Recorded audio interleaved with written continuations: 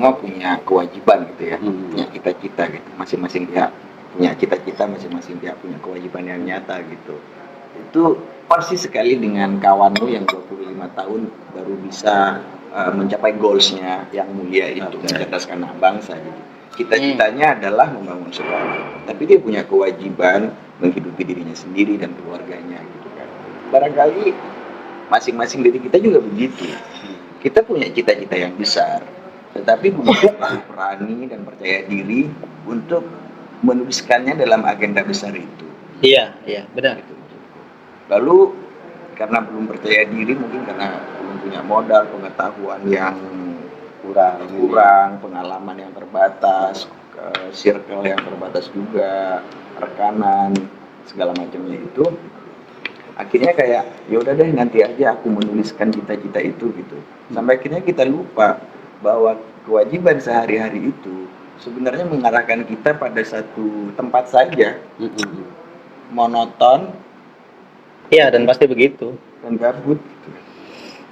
Jadi kalau aku akhirnya lama-lama tuh memahami ini sebenarnya yang aku pengen banget enggak sih gitu ya. Misalnya kayak gini, cita-cita itu selalu berubah sebenarnya.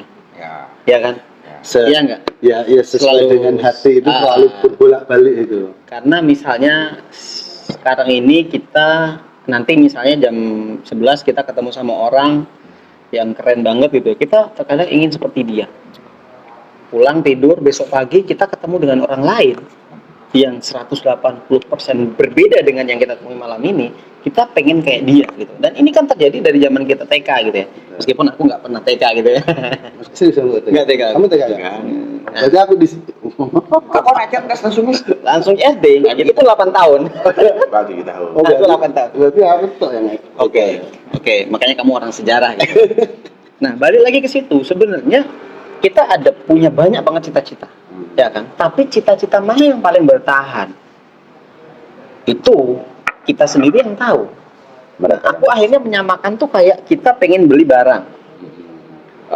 Dulu kalau aku pengen beli barang, misalnya aku pengen beli akuarium ya. Ya, kamu bicara mobil kemarin lah, kamu cerita ke aku. Akuarium lah, jangan mobil lah ya. Karena sekarang aku belum punya akuarium. Kalau mobil udah gitu ya. Dia udah punya 3. Awalnya dikasihkan ke aku, diambil lagi. Mana di situ? Parah nih. Nah, jadi kayak kita pengen beli barang, contohnya akuarium. Aku ketika pengen beli sesuatu, itu kalau dulu langsung tak beli. Seringnya salah. Makanya aku ketika pengen sesuatu sekarang itu tak tahan dulu. Kalau besok masih pengen, tak tahan lagi. Besoknya lagi masih pengen, tak tahan lagi sampai 3 kali. Kok aku masih pengen? Fix, ini cita-cita nih. Gitu. Nah, jadi itu juga ngetes ketahanan, gitu loh. Sama kayak aku lagi. Kok satu bayar tapi ini. Bayar.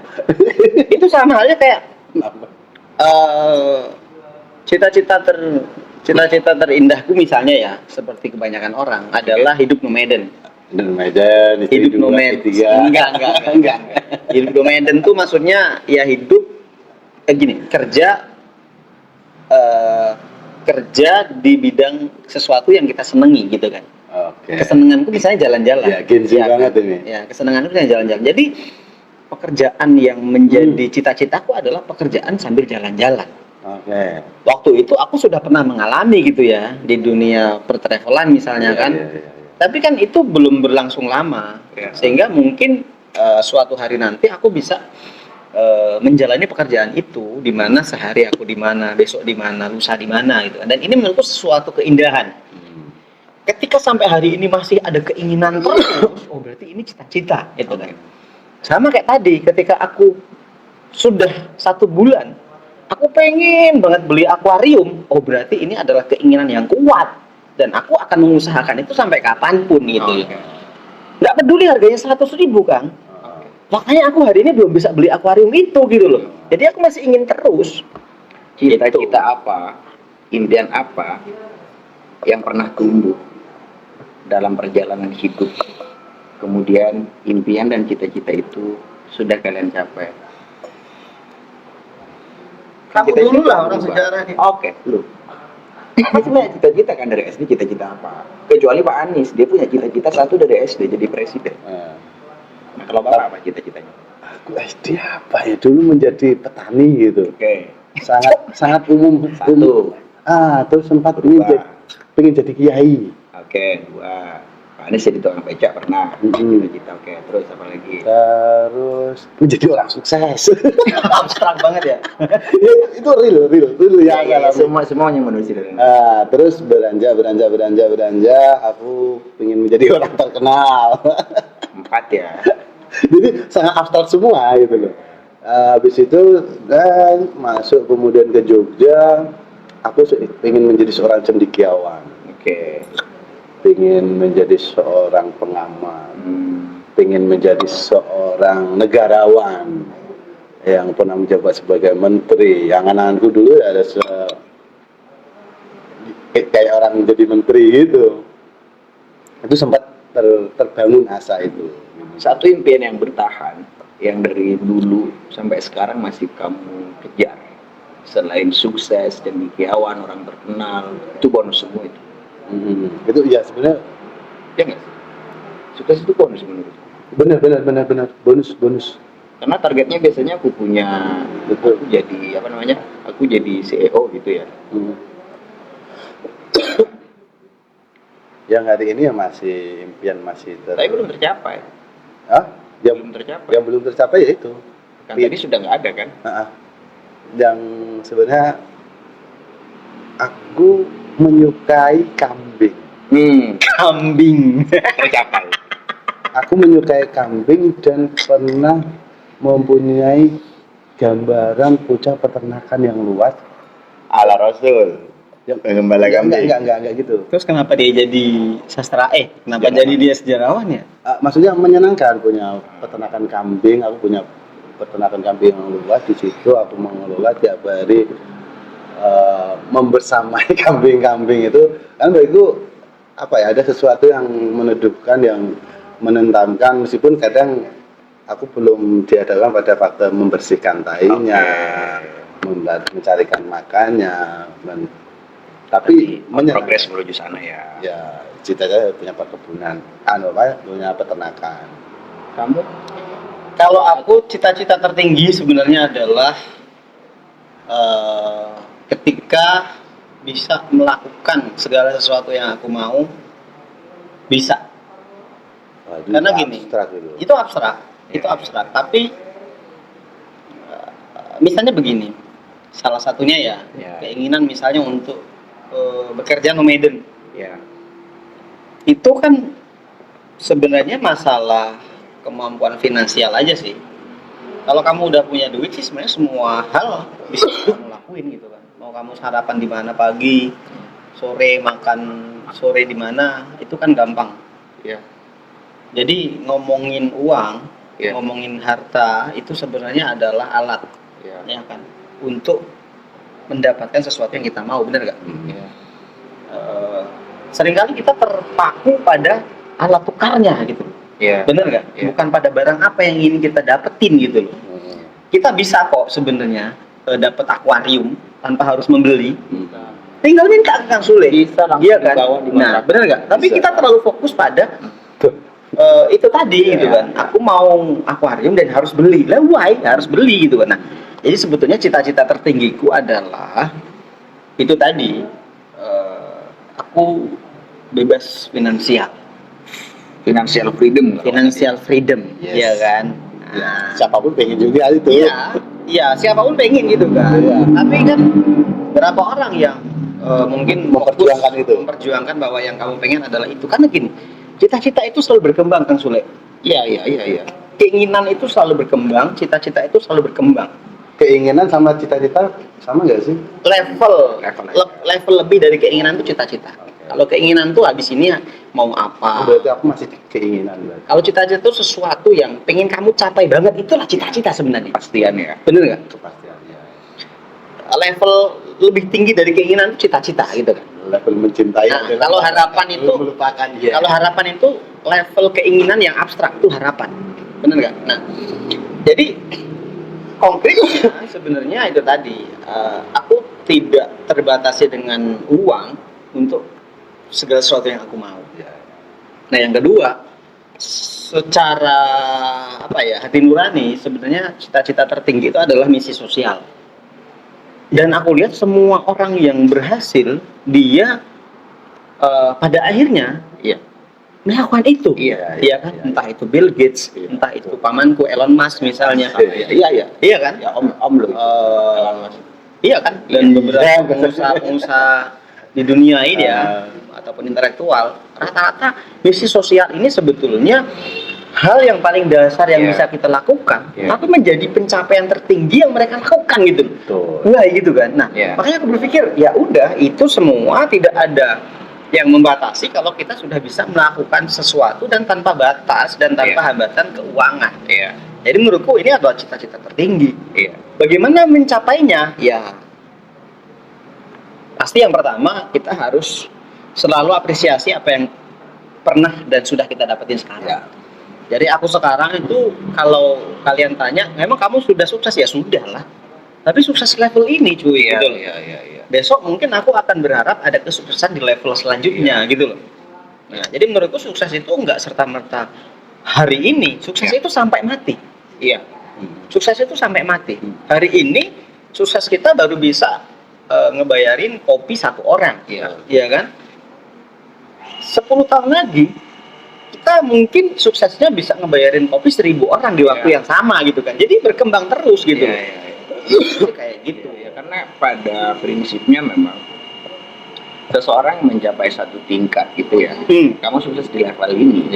Ketika kamu bertahan di sini, stuck, kamu merasa di posisi nyaman di sini, kamu tidak berubah di sini aja, tetapi yang lain tumbuh. Artinya kamu turun gitu kan. Makanya ketika nyampe pada satu level, maka kamu akan naik ke level selanjutnya dan selanjutnya. Ya, kayak Pak Anies gitu ya, dia dari kok nyontain Pak Anies ya.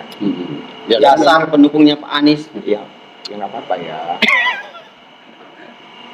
Jadi gitu. Jadi poinnya sebenarnya semua itu memberi makna pada hidup yang fana, ya kan? Karena semuanya ingin berbagi.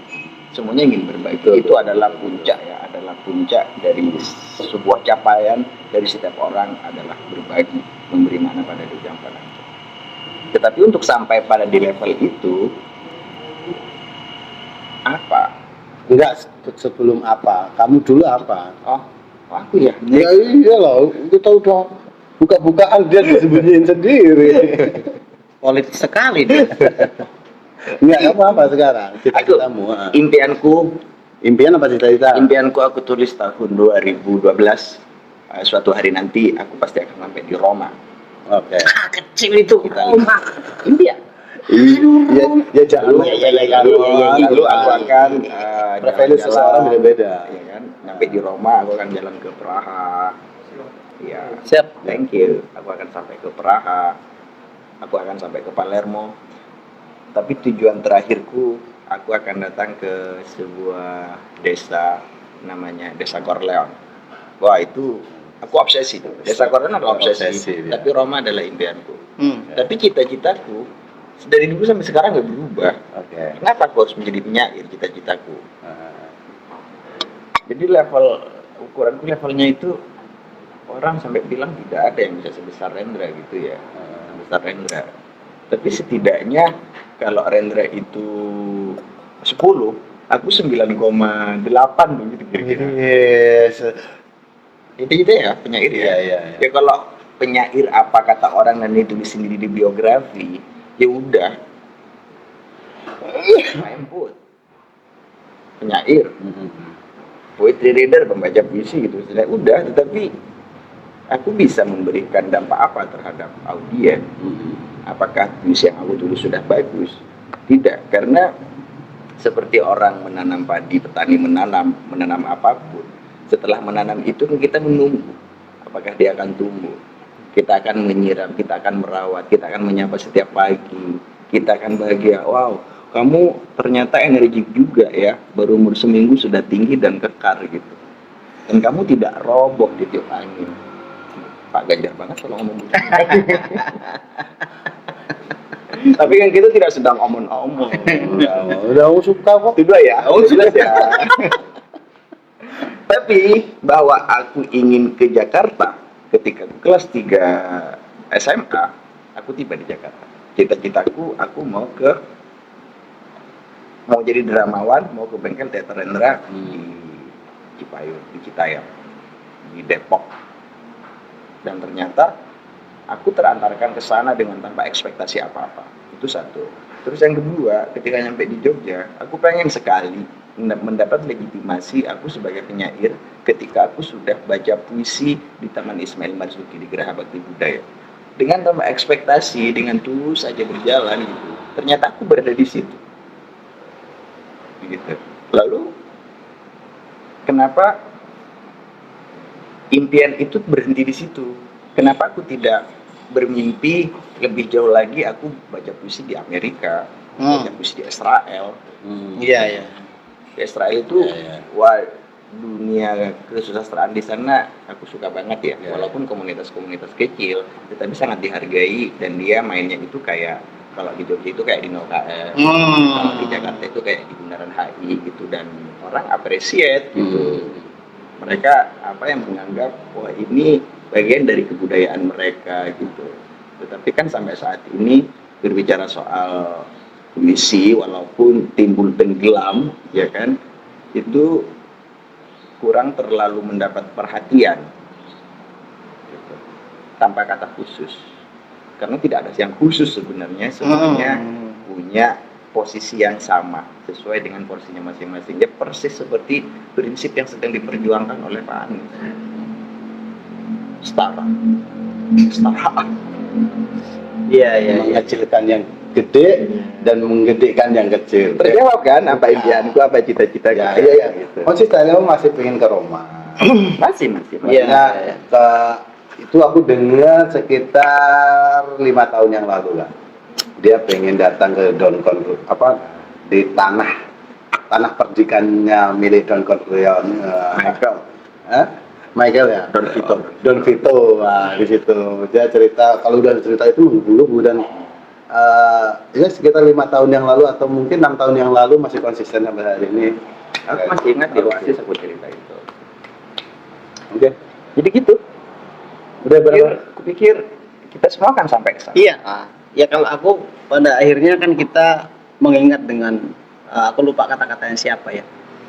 Beginilah kata-katanya. Kalau kamu punya pilihan, pilihlah yang terbaik. Kalau kamu tidak punya pilihan, lakukan yang terbaik. Oke.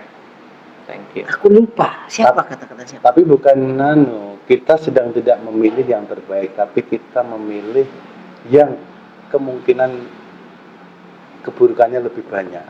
2019 itu. Jadi Sekarang 2024 itu baru seliweran di Twitter kan. kayak gitu juga lagi. Iya. Itu katanya Frank Magnis Suseno, Romo Magnis. Iya. Ya kayaknya Kita sedang tidak mencari yang terbaik, tapi kita sedang mencari yang tidak kejelekannya tidak lebih banyak. Ya. Keburukannya. Ya itu sebenarnya sama halnya dengan lebih baik gitu. Sama halnya. Sama-sama lah. Paling gitu sih. Ya. Selamat berjumpa besok. Ya, dan aku soal obrolan ini, aku hanya mau bilang satu kalimat aja, Ya. bahwa setelah ini selesai, tugas kita hanya akan menjawab pertanyaan yang akan datang. Ya, pertanyaan-pertanyaan. Tapi kok banyak yang curhatnya di dalamnya. Tapi ya sudahlah, biar dikonsumsi dulu. Nggak apa-apa. Terlalu banyak jujurnya. Ampun, gila. 1 jam 29.